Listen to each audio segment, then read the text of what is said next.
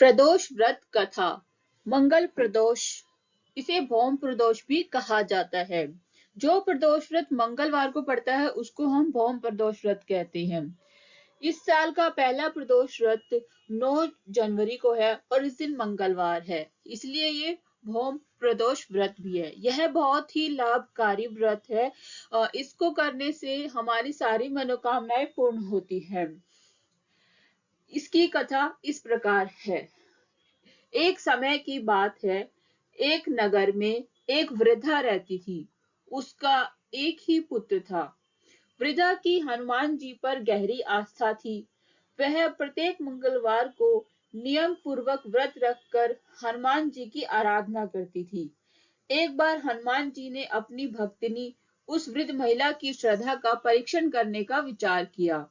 हनुमान जी साधु का वेश धारण कर वृद्धा के घर गए और पुकारने लगे, है कोई हनुमान भक्त जो हमारी इच्छा पूर्ण करे?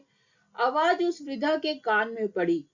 पुकार सुन वृद्धा जल्दी से बाहर आई और साधु को प्रणाम कर बोली, आज्ञा महाराज।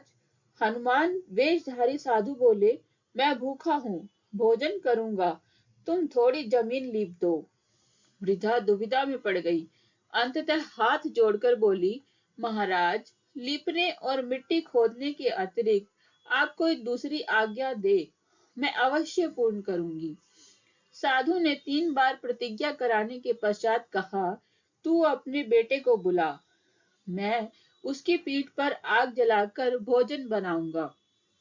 यह सुनकर वृद्धा घबरा गई, परंतु वह प्रतिज्ञाबद्ध थी। उसने अपने पुत्र को बुलाकर साधु को सौंप दिया। वेशधारी साधु हनुमान जी ने वृद्धा के हाथों से ही उसके पुत्र को पेट के बल लिटवाया और उसकी पीठ पर आग जलवाई। आग जलाकर दुखी मन से वृद्धा अपने घर में चली गई। इधर भोजन बनाकर साधु ने वृद्धा को बुलाकर कहा, उनका भोजन बन गया है, तुम अपने पुत्र को पुकारो ताकि वह भी आकर भोग लगा ले। इस पर वृद्धा बोली, उसका नाम लेकर मुझे और कष्ट न दें। लेकिन जब साधु महाराज नहीं माने तो वृद्धा ने अपने पुत्र को आवाज लगाई। वह अपनी माँ के पास आ गया। अपने पुत्र को जीवित देख वृद्धा को बहुत आश्चर्य हुआ और वह साधु के चरणों में गिर पड़ी।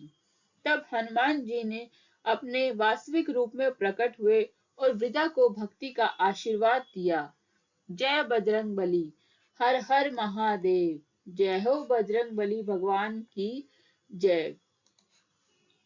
अब हम दूसरी कथा पढ़ते हैं। दूसरी कथा भी